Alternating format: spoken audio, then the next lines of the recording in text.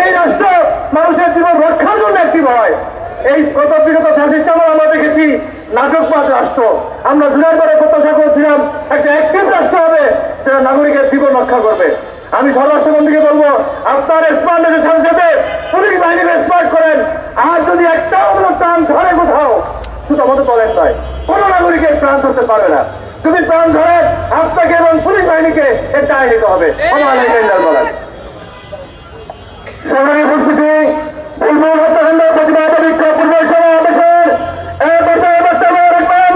আজকে এই বিক্ষোভ সমাবেশের প্রধান অতিথি স্থানীয় আন্দোলন মহাসচিব আওয়াজ গাজী আতাউর রহমান বক্তব্য রাখবেন। আমার মৌলানা গাজী আতাউর রহমান।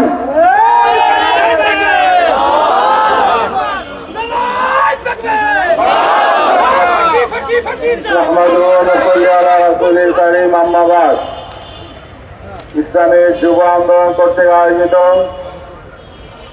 আজকের এই বিক্ষোভ মিছিল পূর্ব সমাবেশের সংগ্রামী সভাপতি, ইসলামী যুব আন্দোলন এবং ইসলামী আন্দোলনের নেতৃবৃন্দ, সমবেত ভাইরা, আমার সাংবাদিক বন্ধুগণ, আমরা অত্যন্ত দুঃখ ভারাক্রান্ত হৃদয়ে আজকে রাজপথে নেমেছি। গত রাতে আমাদের এক ভাইকে নির্মমভাবে হত্যা করা হয়েছে।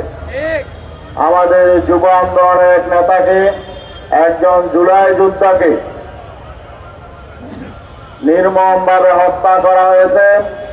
এবং এই দুঃখজনক বিষয় হল, এই হত্যাকাণ্ডটি ঘটেছে আইন শৃঙ্খলা রক্ষাকারী বাহিনীর চরম অবহেলা, দায়িত্বহীনতার কারণে।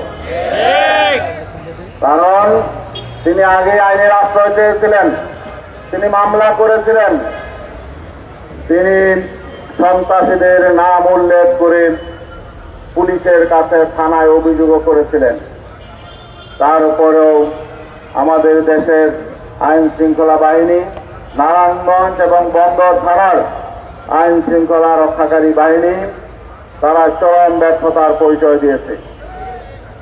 তারা আজকে এই গত রাতে হত্যাকাণ্ডের পর যখন আমাদের নেতাকর্মীরা ফুঁসে উঠেছে, বিক্ষোভ প্রকাশ করেছে, স্থানীয় জনগণ যখন রাস্তায় নেমে পড়েছে, তখন তারা বলছে যে আমরা সন্ত্রাসীদেরকে গ্রেফতার করব। একজন মানুষ তার জীবন দেওয়ার পরে, তারপরে আমাদের দেশের যারা দায়িত্বে থাকে, মানুষের জীবন রক্ষার দায়িত্বে যারা থাকে, তারা বিভিন্ন রকম আশ্বাস দেয়, কথা বলেন। তারা পরবর্তীতে সন্ত্রাসীদেরকে ধরার জন্য লুকোচুরি খেলে। আমরা পরিষ্কার জানতে চাই, এই বর্তমান সরকার নির্বাচিত হওয়ার পরে 6 মাস অতিক্রান্ত হয়েছে। গোটা বাংলাদেশে আইন শৃঙ্খলা কোনো পরিবর্তন হয় নাই, কোনো উন্নয়ন ঘটে নাই। বরং আজকে যে হত্যাকাণ্ডটি ঘটেছে গত রাতে, এটা ঘটেছে হলো চাঁদাবাজদের বিরুদ্ধে অবস্থান নেওয়ার কারণে, মাদকের বিরুদ্ধে অবস্থান নেওয়ার কারণে, সন্ত্রাসের বিরুদ্ধে অবস্থান নেওয়ার কারণে আমাদের যুবনেতা বুলবুলকে হত্যা করা হয়েছে। তাহলে আমরা কি চাঁদাবাজদের বিরুদ্ধে কথা বলতে পারবো না? আমরা কি সন্ত্রাসের বিরুদ্ধে কথা বলতে পারবো না? আমরা কি মাদকের বিরুদ্ধে কথা বলতে পারবো না?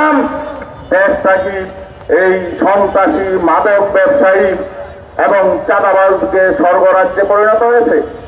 আমরা সরকারের প্রতি আহ্বান জানাতে চাই, গত 6 মাসে আপনারা ব্যর্থতার পরিচয় দিয়েছেন। আপনারা মানুষের জীবন সম্পদ রক্ষায় ব্যর্থ হয়েছেন। আপনারা অনেক পরিকল্পনার কথা বলেন, অনেক আশার কথা বলেন, 1 কোটি তরুণকে আপনারা চাকরি দিবেন, এমন কথা বলে আপনারা ক্ষমতায় এসেছেন। এখন বাংলাদেশের তরুণরা অন্যায়ের প্রতিবাদ করতে গিয়ে জীবন দিচ্ছে। আমরা পরিষ্কার বলতে চাই, সন্ত্রাসী কারা গ্রেফতার হয়েছে স্পষ্ট করুন।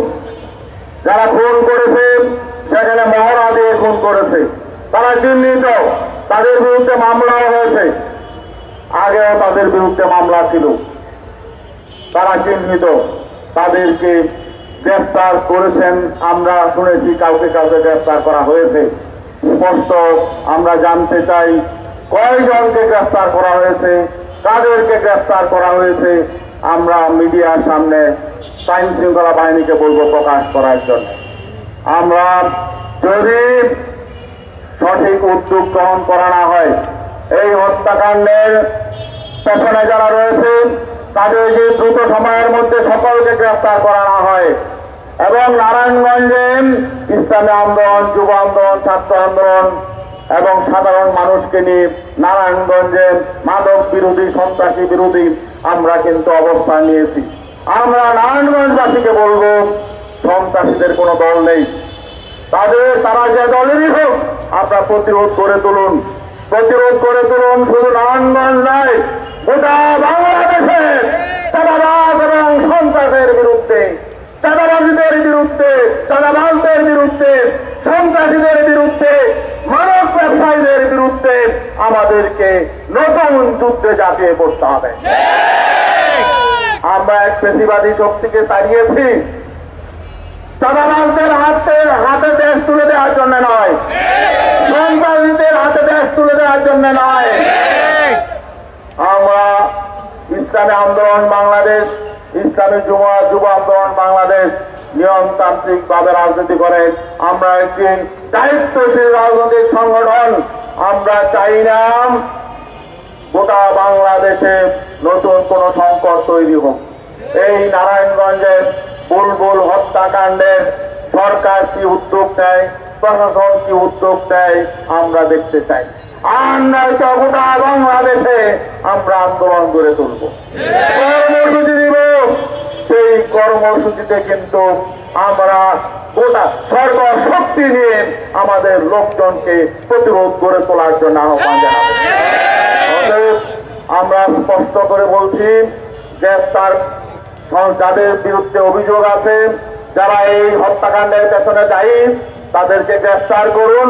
আর গ্রেফতার শুধু লোক দেখানো গ্রেফতার করলে হবে না, গ্রেফতারের পর তাদের যাতে শাস্তি হয়, দ্রুত শাস্তির ব্যবস্থা করুন এবং গোটা বাংলাদেশের সন্ত্রাসীদেরকে নিয়ন্ত্রণ করুন, চাঁদাবাজদেরকে নিয়ন্ত্রণ করুন, সুষ্ঠু পরিবেশ বজায় রাখুন, হয়রানি বন্ধ করুন। বিভিন্ন জায়গায় আমাদের লোকজনকে হয়রানি করা হচ্ছে, নারায়ণগঞ্জের আগেও আমাদের লোকজনকে আহত করা হয়েছে। এগুলো বন্ধ করুন, দেশ সঠিকভাবে দেশ পরিচালনা করুন।